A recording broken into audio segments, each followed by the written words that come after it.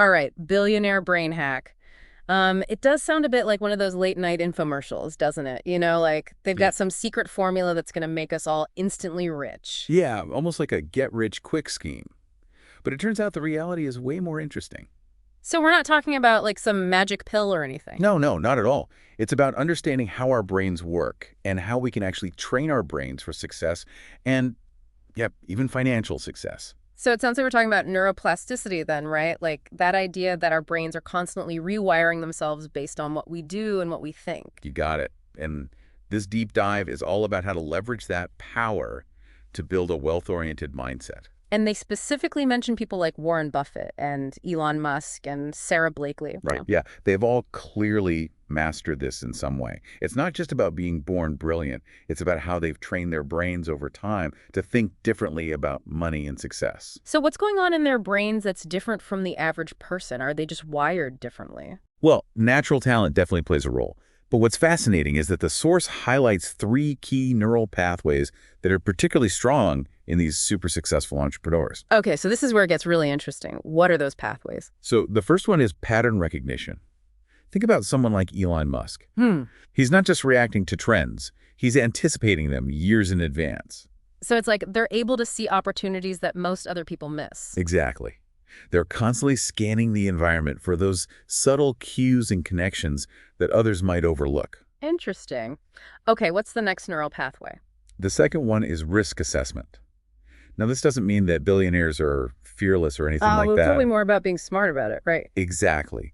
It's more about how their brains actually process risk. Hmm. Instead of letting fear take over, they've trained their minds to kind of step back and evaluate risk logically, make more calculated decisions. Oh, so they're not necessarily taking more risks. They're just a lot better at assessing and managing them. You got it. And that comes from practice, from making decisions and learning from the outcomes. It's like they're constantly fine-tuning their risk assessment skills. That makes a lot of sense. Mhm. Okay, I'm ready for the third pathway. What is it? All right, so this one's arguably the most important, and it's all about delayed gratification. Building wealth takes time and patience, discipline. You got to be willing to forego immediate rewards for those bigger long-term goals. Oof, that's the one I struggle with the most. It's so easy to get caught up in the moment, like buying that new gadget, even if it means I can't save as much as I wanted to. We all face that temptation. The good news is it's like any skill. You can train your brain to get better at delaying gratification.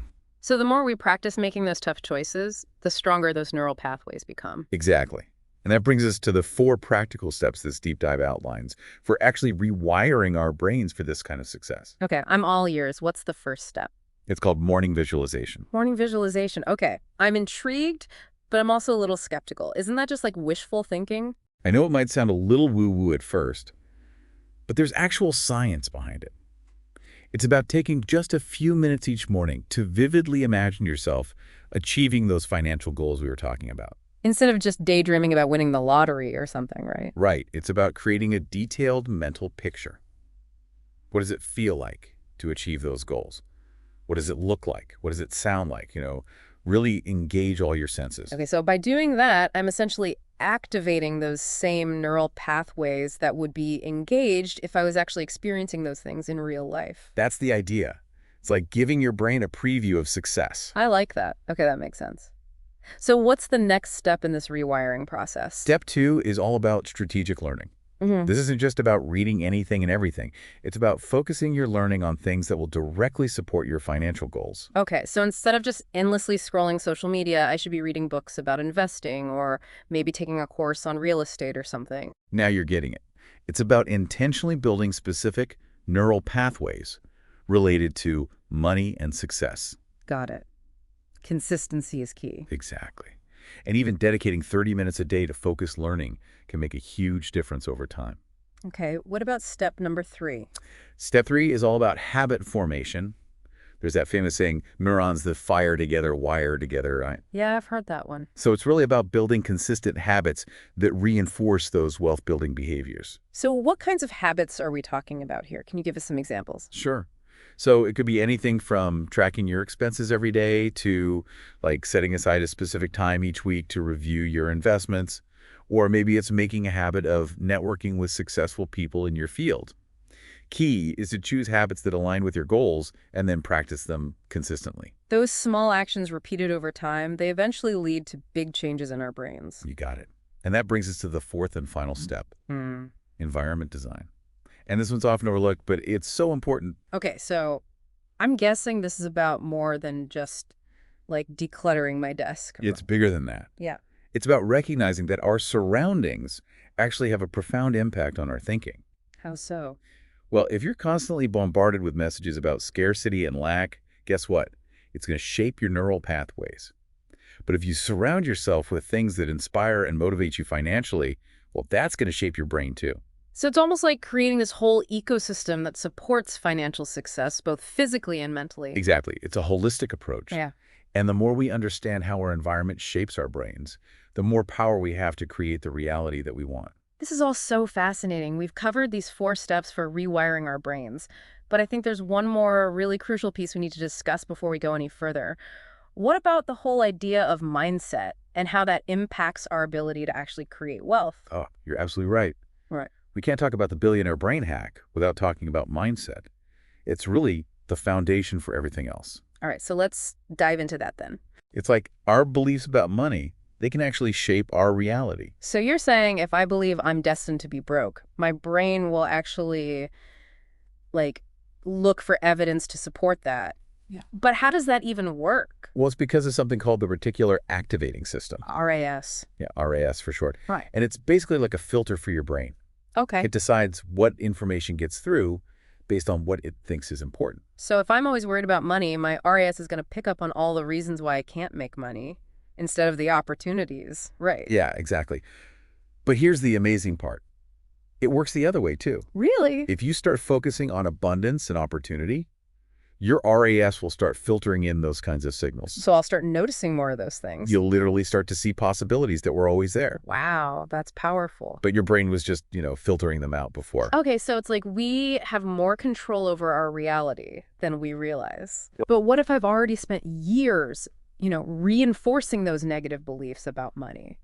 Can I really change that? You absolutely can. Yeah. Those beliefs aren't facts. They're just like well-worn neural pathways. And we know those pathways can be changed. The source actually gives this great example. Okay. Like, let's say you catch yourself thinking, yeah, I'll never be able to afford that. Yeah. Instead of just letting that thought run on autopilot, you challenge it. So I'm supposed to argue with myself. Well, it might feel a little odd at first, but it gets easier with practice. You can say something like, okay, that's just a thought. Is it really true? Mm-hmm. What evidence do I actually have to support that belief? And what's a more empowering thought I can choose instead? Well, instead of I'll never be able to afford that, I could say I'm learning how to manage my money better and I'm committed to reaching my financial goals. Yes, exactly. You're replacing that limiting belief with a thought that's more in line with the reality you want to create. So it's about kind of shifting your focus to what's possible, not just what is right now. That's it. And that leads us to this really important concept called the compound effect.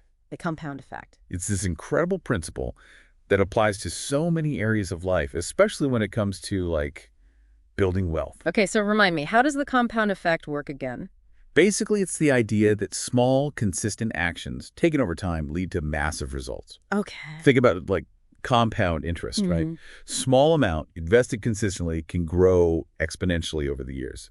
It's not about getting rich quick. It's about this slow and steady approach. Got it. So it's about those daily habits, those small choices, they add up over time. Exactly, like saving even a little bit of money each day or spending 30 minutes reading about investing. Those actions over time create massive change. But honestly, sometimes that feels so demotivating, If I'm only saving like a few dollars a day, it feels like it'll take forever to reach my goals. I totally get that feeling. But the compound effect isn't just about the financial results. It's about the impact those consistent actions have on your brain. Remember, neurons that fire together wire together. Right. Each time you make a small, positive choice, you're strengthening those neural pathways. So making it easier to keep making those choices. Exactly. Making those wealth-building behaviors more and more automatic. So it's like you're building momentum even if the results aren't immediately visible. Precisely. Think about it like planting a seed. Okay. You don't see the growth right away, but with consistent nurturing, you know it will eventually sprout and flourish. I like that analogy. So it's a reminder that consistency really is key. even when you don't see the immediate payoff. That's a good point. But isn't the compound effect mostly about finances?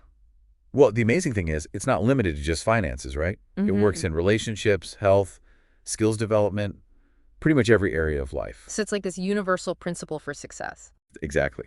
Small, consistent actions, repeated over time, lead to amazing results. Yeah. It's not about being perfect. It's about showing up and making an effort. That's encouraging to hear.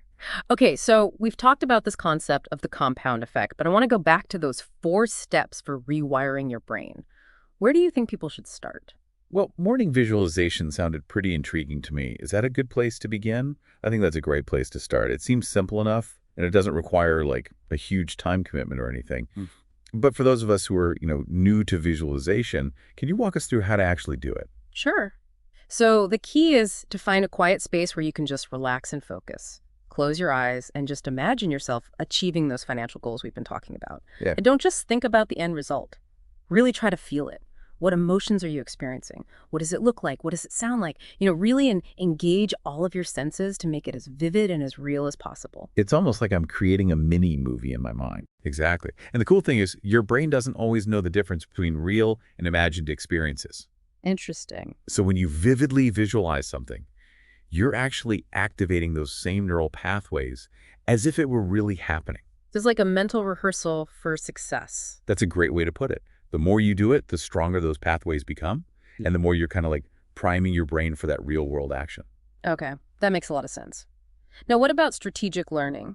How can our listeners start building that financial knowledge base? Well, I think a good place to start is by picking like one area of finance that you want to improve in. Right. Maybe it's investing or budgeting, understanding debt, and then find a resource that fits your learning style. It could be a book or a podcast, online course, whatever works for you. Yeah, there are so many options out there these days. There really are. And then the key is to like make it a habit, right? Dedicate a specific time each day or each week to learning, even if it's just for 30 minutes. Consistency is key when it comes to, rewiring those neural pathways. We've talked a lot about consistency, and it definitely seems like that's like a major theme here. What about habit formation when it comes to our finances? Can you give us some more like specific examples of habits that can really make a difference? Yeah, definitely. So one of the most fundamental habits is just tracking your expenses. Okay. And it doesn't have to be complicated. There are tons of apps and tools out there that can help you kind of automate it. The important thing is to just become aware of where your money is going.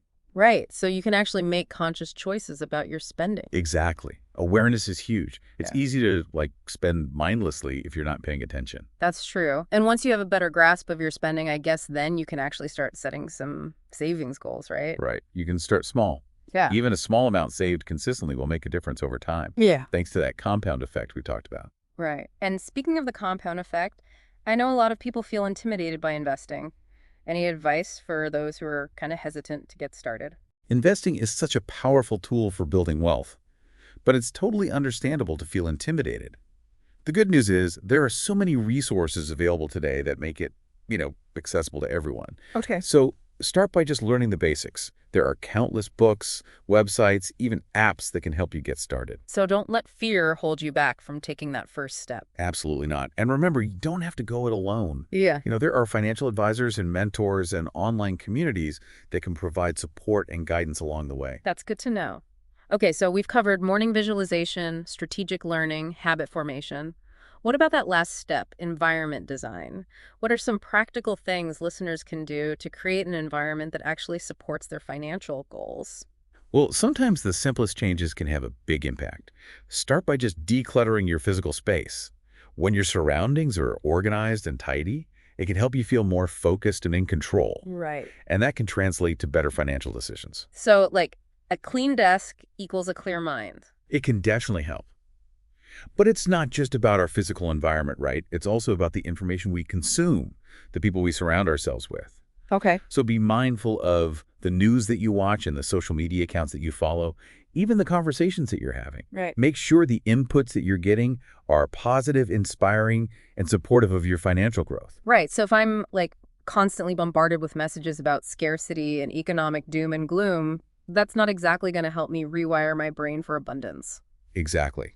It's about being intentional with the information that you're letting into your mental space. Surround yourself with things and people that uplift and empower you. Look for financial role models, people who are living examples of the success you want to achieve. Yeah, their stories can be so inspiring. Right. And they show you what's possible. It's like shifting our mindset from consumer to creator, I love that. like taking control of our financial lives and our brains. That perfectly captures the essence of what we've been talking about here today, this billionaire brain hack. It's not about shortcuts or magic formulas.